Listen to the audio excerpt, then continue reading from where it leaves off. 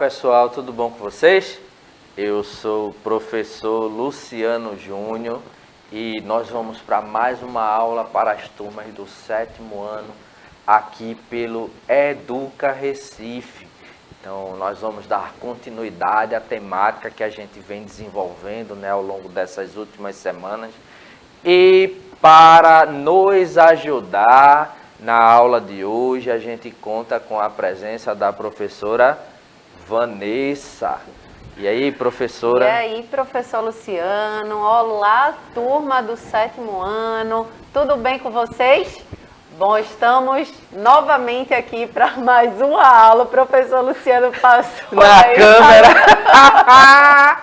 Ao vivo, ao assim vivo mesmo. É assim, né? A gente esquece, são duas câmeras, gente. Então, a gente, enquanto a professora está falando, a gente vai pegar uma coisa e termina passando. Mas, ó, é isso. Quem sabe faz ao vivo, né, professora? Exatamente, pois é. Bom, depois dessa questão aleatória aqui, né, gente? Que massa estar aqui novamente com vocês. Estou aqui, ó, já no chat para interação, certo? Se você ainda não baixou o aplicativo do Educa Recife, não demora, gente. Vai aparecer aí, olha, os QR Codes na sua telinha e você pode direcionar o seu celular e baixar, né, o aplicativo aí para interagir, para a gente construir um horizonte aí de conhecimento, né, bem legal, porque a gente, afinal de contas, a gente fortalece, né, quando há essa troca, a gente fortalece nosso aprendizado, tá bom? Então, vamos lá participar, que é muito importante para a gente. Boa aula! E nós contamos também com a ajuda do Everton, nosso intérprete de Libras que está aqui no cantinho aí. Everton, tchauzinho aí, faz teu nome. E vejam, Everton junto com toda a equipe de intérprete de Libras, né, nos ajudam para que nossas aulas se tornem mais acessíveis para todos e todas. Então a gente vai começar a nossa aula assistindo um vídeo. Então eu vou colocar aqui, nosso produtor Billy Boy vai dar-lhe o play. É isso aí, Billy. E vamos lá assistir a este vídeo, né? Que é um vídeo que fala sobre feiras livres. Se formos procurar as definições de feira, vamos encontrar explicações do tipo um fenômeno sociocultural proveniente de aglomeração de pessoas e barracas onde são comercializados diversos produtos. Sobre a origem, também iríamos encontrar vários relatos, desde as civilizações antigas, como os fenícios, gregos, romanos, até relatos de feiras medievais, e por aí vai. Realmente o goiano gosta de uma feira, já virou até tradição independente do dia da semana, inclusive no domingo de manhã. Afinal de contas, aqui a gente encontra de tudo: roupas, brinquedos, utensílios domésticos, alimentos, o franguinho caipira e, claro, o tradicional caldo de cana com pastel. E Goiânia pode ser chamada de capital das feiras livres. São 122 feiras cadastradas pela Cdtec. As feiras são chamadas de livres pela variedade de produtos comercializados. Ir a uma feira no domingo de manhã é praticamente uma tradição do goiano. E tomar um caldo de cana e comer um pastel é quase obrigatório. Tradição de vir, querer comer, sentar, compartilhar, conversar com os amigos, fazer novas amizades e lanchar. Já chega direto, já procura, leva garrafa também, de 2 litros, de 600, de 500 ml. Quando eles não trazem a garrafa deles, nós temos para deixar o cliente bem satisfeito. Para quem gosta de comprar produtos frescos direto do produtor, a feira é um ótimo lugar. Aqui o produto é tão fresco que o frango caipira vem vivo. Aí vai de quem comprar decidir o que vai fazer com o franguinho. E aí o cliente leva ele vivo assim, e aí a preparação, se quiser manter o frango vivo ou quiser jogar na panela... Pode deixar, se quiser deixar para botar, para produzir, pode deixar, mas é vivo. E todo domingo a senhora traz? Todo domingo eu tenho. E é caipira mesmo, de verdade? Caipira de verdade, pode ir na fazenda para ver. Fresco também é o cafezinho nosso de cada dia. Aqui na feira ele vem torrado e é moído na hora.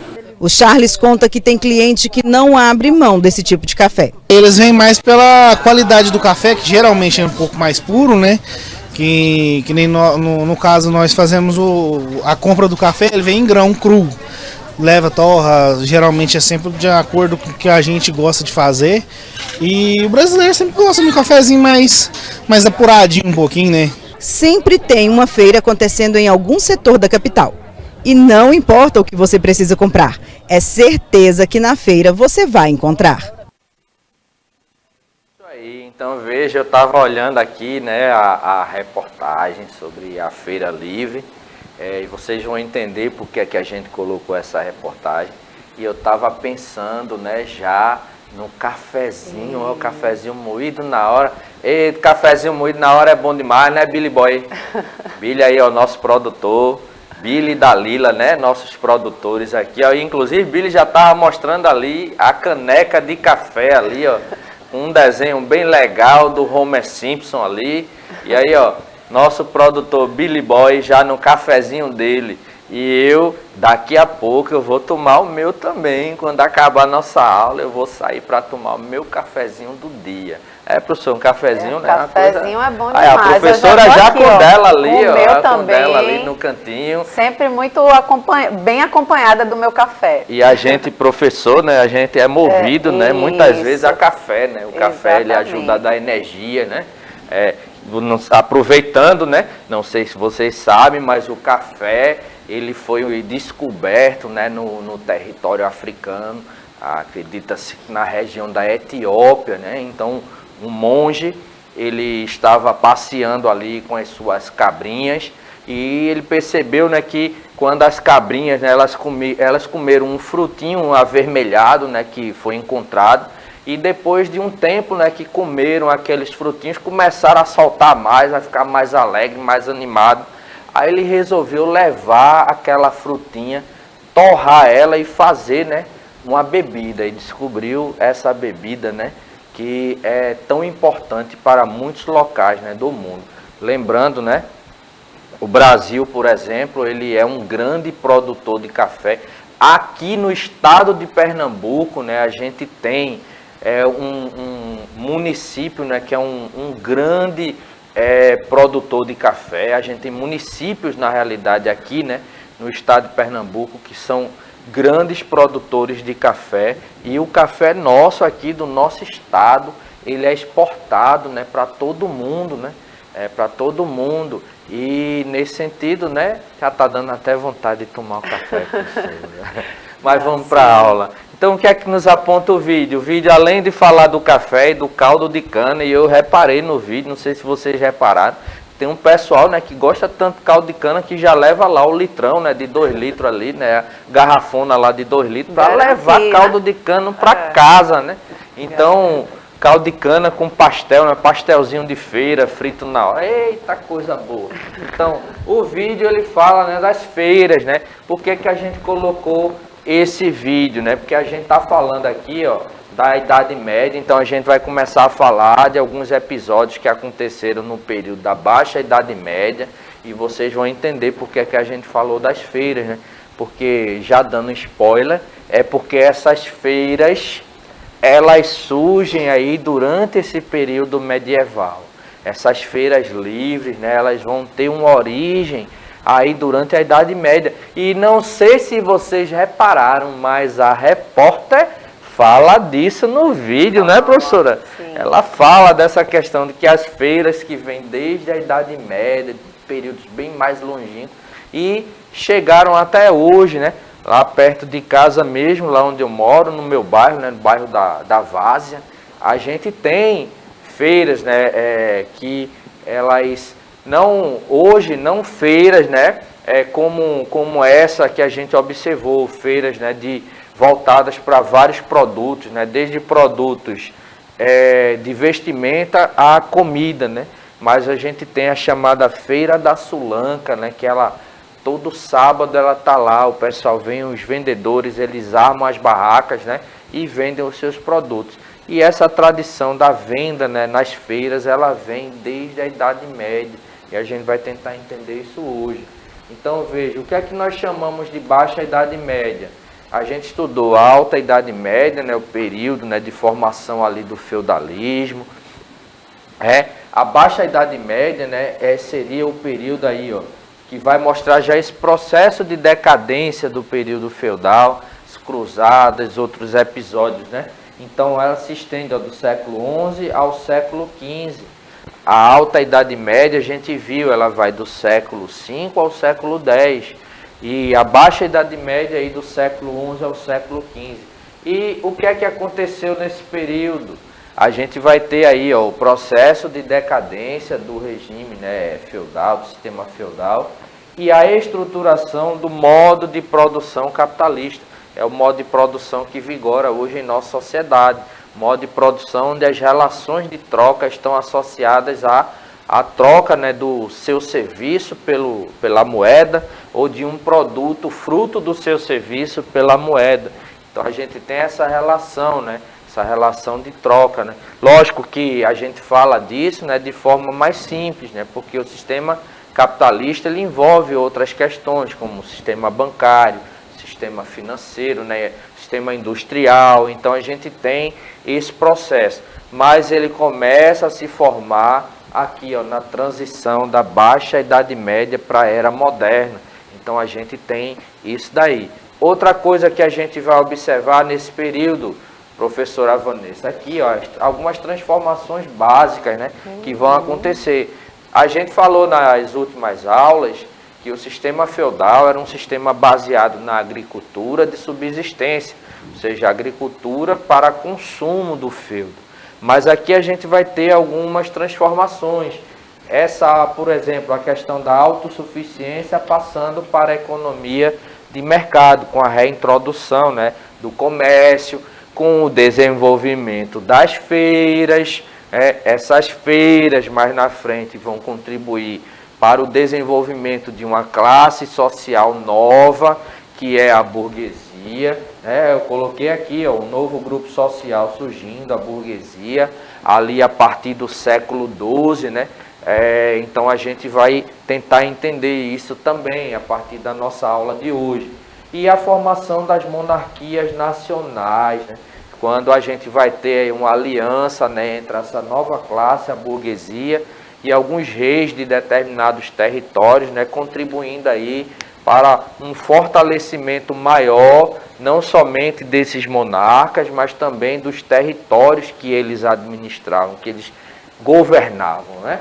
E então, dois aspectos também interessantes de destacar, professor, são as inovações também nas técnicas, né? Que aumentou também a produção ali na agricultura, o crescimento populacional também nesse período, né? Aumenta bastante. A professora Vanessa dando spoiler do que a gente vai ver aqui, ó, tá vendo? Ela ligada nas paradas aí, ó. Então, vamos se ligar também, continuar aqui, ó. Outra coisa, ó, crescimento populacional, aí, ó, que ela acabou de falar, crescimento populacional motivado, dentre outras coisas, pelo fim das invasões, né, dos povos estrangeiros, né? A gente começou, né, falou da Idade Média, a gente apresentou aqui uma aula para vocês sobre os reinos germânicos, né, os povos germânicos. É só você voltar lá no canal do YouTube do Educa Recife ou no repositório do aplicativo e você vai ter a nossa aula lá sobre os povos germânicos. Então, nesse sentido, né, a gente viu que eles iniciam um processo de invasão a partir do século III, do século III ao século V, e mais na frente a gente vai ter uma segunda leva, um segundo momento de invasão de povos estrangeiros. Aí agora, chamados povos vikings ou magiares, né? Então, eles começam a partir do século IX até o século XI. Então, com o fim dessas invasões, veja, a invasão gerava guerra. Guerra gera morte. Então, quando você não tem mais invasões, você não terá mais guerra. Se não tem mais guerra, ninguém morre na guerra. Logo, a população ou se mantém estabilizada ali, ou ela vai passar por um processo de crescimento, que é associado a uma outra questão, certo? A questão do consumo. Veja, novas técnicas agrícolas foram descobertas, né, inventadas, e a gente vai falar disso aqui. Mas veja, a gente tem um crescimento, fim das guerras, maior consumo, motivado por novas técnicas, né, de trabalho com a agricultura, o que melhorou, aumentou a produção, né, desses produtos agrícolas e melhorou a qualidade desses produtos. Então, junto a isso aí, a gente vai ter o crescimento populacional, ó, onde a gente tem, ó, por exemplo, a população na Europa, em 1050, né, de 45 milhões de pessoas, saltando aí, ó, para uma população de 75 milhões de pessoas em 1300, ou seja, no intervalo de aproximadamente, né, 250 anos, a gente tem a população da Europa quase que dobrando. E a gente fala aí Europa Ocidental, né, onde a gente vai ter esse sistema, né, de produção feudal ali presente. Então a gente vê, mas professor, saltar de 45 para 75 milhões é pouco se a gente leva em consideração a sociedade na qual a gente está inclusa. Porém, naquele período onde as técnicas eram mais rudimentares, onde não existia, por exemplo, antibiótico para se combater infecções, acontecesse, né, de você cortar a sua perna ou pé trabalhando, se a perna ela infeccionasse, né, o que é que aconteceria? Você poderia morrer com aquela infecção, ou para não morrer, ter que amputar o seu membro, né, a sua perna, porque não existiam medicações, né, ou medicamentos, né, para combater essas infecções, né? Então, nesse sentido, né, um simples corte ele poderia levar você para a sepultura, certo? Então, você poderia vir a óbito por conta de um corte, né, no pé ou na mão, né? Então, nesse sentido, levando em consideração tudo isso, esse aumento ele é exponencial, certo? É um aumento muito grande. Outra coisa, nesse sentido, o que é que vai acontecer? Vamos lembrar, modo de produção feudal, ele está associado à questão do trabalho na terra. Porém, a terra, ela é um recurso aí limitado. Não existe terras, né, em determinados locais, a terra ela pode ocupar uma quantidade de pessoas. Quando aquela quantidade de pessoas ela ultrapassa, então vai haver um excedente da população e esse pessoal vai ter problema de moradia. E é mais ou menos o que aconteceu. A gente vai ter, numa população onde o pessoal começa a comer um pouco melhor e não está enfrentando uma taxa de mortalidade mais alta por conta de guerra, essa população aumenta, mas a terra continua ali a mesma. Então, se você tinha terra para ocupar, por exemplo, 2 milhões de pessoas, com a população quase dobrando, o que é que vai fazer com essas pessoas que estão ali em excesso, né, entre aspas?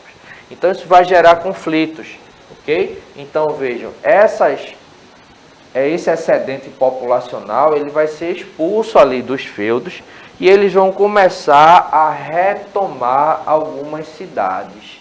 E para a vida na cidade, a dinâmica de consumo, né, de produção será outra. Então eles vão, na medida em que vão retomando essas cidades, vão trocando ali aquela economia agrícola por uma retomada aqui, ó, do comércio, né? Então eles começam a reutilizar o comércio e ao mesmo tempo, né, não tendo terras, né, nem atividade ali para todo mundo, começa a aumentar também o que? A criminalidade. Por que é que a gente faz uma relação assim bem direta entre desemprego e criminalidade? Porque na medida em que não existe oferta de emprego, né, para que as pessoas possam trabalhar e conseguir o seu sustento de forma digna, né, de forma honesta, então muitas pessoas veem na possibilidade do exercício da criminalidade uma forma de sustento, né, pela ausência da possibilidade de sustento por vias legais. Estamos com isso justificando aqui a criminalidade? Não. A gente está explicando que existe uma relação direta, né? Não é isso, professora? Nas cidades onde a gente tem um alto índice de desemprego, uma das consequências mais imediatas disso, né, ou é a quantidade de gente, né, morando nas ruas, ou o aumento da criminalidade, ou os dois, não é isso? Exatamente, né? O que a gente chama aí da desigualdade, né, social, que é muito presente nas cidades brasileiras, né, falando aqui da nossa realidade aqui no Brasil, o quanto a gente vê aí muitas pessoas, né, desfavorecidas à margem, né? Quando a gente fala à margem da sociedade, são essas pessoas que estão desfavorecidas de direitos que são fundamentais, né, para uma vida digna, né, direitos que são direitos humanos, né, que é o acesso à moradia, como o professor Luciano colocou, o acesso à educação de qualidade, à saúde de qualidade. Tudo isso é um complexo, né, professor Luciano? Tudo isso, exatamente, né, causa o desemprego também. Então, são vários fatores, né, que contribuem para essa questão da criminalidade. Exatamente, né? E a gente vai observar isso, né? Outra coisa que a professora Vanessa já tinha dado spoiler também, ó. Aperfeiçoamento de técnicas agrícolas, a gente vai ver isso nesse período. Por exemplo, o desenvolvimento do moinho hidráulico, ou seja, o moinho movido a energia hidráulica, né, a água, né, o arado de ferro, e isso fez com que, né, com a melhoria dessas técnicas aqui, o pessoal fosse buscar mais terras para cultivo. Inclusive isso vai gerar mais na frente, vai motivar, por exemplo, algumas pessoas, né, muitas pessoas nesse período, a irem, né, para combater lá no Oriente, né, um movimento que se chamou de cruzadas, né? Então a necessidade, né, de conseguir terras, que as cruzadas a gente vai estudar depois, é um evento, né, envolvendo aí cristãos, né, contra muçulmanos, né, disputando o território de Jerusalém.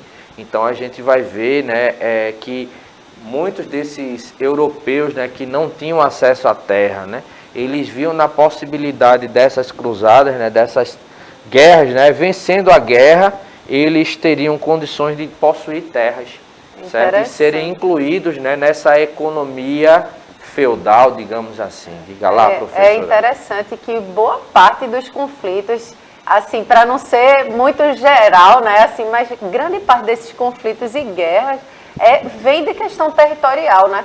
Exatamente. É impressionante, assim, se você for ver os grandes acontecimentos, sempre envolve uma questão de terra, né, gente? Territorial e muitas vezes também conflitos religiosos, né? Étnicos, religiosos. Então veja aqui, ó, a gente falou, né, o moinho hidráulico. Aqui é um exemplo, né, de um moinho hidráulico lá na Alemanha. Então veja aqui, ó, tem uma roldana aqui, ó, com as aletas aqui. A água vai passando, gira isso aqui e lá dentro existe um moinho onde se colocam, por exemplo, os grãos de trigo, os grãos de café, para serem moídos, né? Isso aqui foi desenvolvido durante a Idade Média, né? Essa técnica, né? Aqui, ó, o arado de ferro. Então aqui, ó, esse aqui é um arado manual, mas esse arado daqui também pode ser adaptado, né, para ser fixado, né, a uma pareia, né, de animais, né, ou de cavalo, ou de boi, e eles vão andando, né, e o camarada vai conduzindo. O arado de ferro, por ser mais pesado, ele penetrava mais profundamente na terra, dando acesso, né, às sementes ali, a uma maior quantidade de sais minerais contidos no solo. E isso contribuía para a melhora, né, da produção, né? A produção não somente aumentava, como os produtos eles terminavam sendo, né, produtos com maior qualidade, né? Aí, outra questão que a gente vai observar é que não somente disputas territoriais, mas outros eventos, né, que vão acontecer nesse período, como epidemias, por exemplo, vão levar ao desenvolvimento de uma crise aí, ó, entre os séculos 14 e 15, como, por exemplo, né, conflito territorial aqui, ó, a Guerra dos 100 Anos, que não durou 100 anos, gente, durou 116 anos, né? Mas a gente chama de Guerra dos 100 Anos, mas 116 anos, envolvendo aqui, ó, França e Inglaterra. Sempre nesses conflitos, né? Exatamente. França e Inglaterra são, assim, inimigos, né, de séculos, né? Isso. Então, a gente vê a disputa entre França e Inglaterra, aí com a Guerra dos 100 Anos, vê uma disputa indireta também entre França e Inglaterra, mas na frente, com a independência dos Estados Unidos, a França, por exemplo, ela vai apoiar os colonos, né, norte-americanos, né, os colonos das 13 colônias inglesas, né, contra a Inglaterra. No período napoleônico isso também. Né? Então, a questão, por exemplo, o bloqueio continental, né, vocês estudaram o 8º ano, né, estudou isso com a professora Vanessa. Inclusive, né, professora, está trabalhando agora a guerra de independência dos Estados Unidos. Exatamente. A turma do 8º ano vai ver isso, né? E vocês, quando chegarem no 8º ano. Então, veja, a gente tem isso, né? Que foi uma questão, né, desencadeada aí pela sucessão do trono francês, onde a gente tem o Filipe VI, da dinastia Valois, contra o Eduardo III, né, na Inglaterra. Então eles disputavam ali o controle do território de Flandres, né, que era um local assim onde existia uma atividade intensa, né, do comércio, né, de tecidos, né. Primeira fase a gente tem uma vantagem da Inglaterra, porém, gente, a gente está dando um spoilerzinho porque o nosso tempo está encerrando. Na próxima aula a gente vai retomar falando aí mais para vocês, não somente sobre a Guerra dos 100 Anos, que durou 116 anos, certo? Mas também de outros episódios, né, interessantes ou não tão interessantes, né, que vão acontecer nesse período, como, por exemplo, a epidemia da peste bubônica, né, que ao longo da história, né, se convencionou aí chamar de epidemia de peste negra, né? E vamos explicar por que peste negra, né? Está associada ao animal que transmitia, né, a doença. No mais, espero que tenham gostado da aula. Fica aí os spoilers, né, para a próxima aula, então não percam.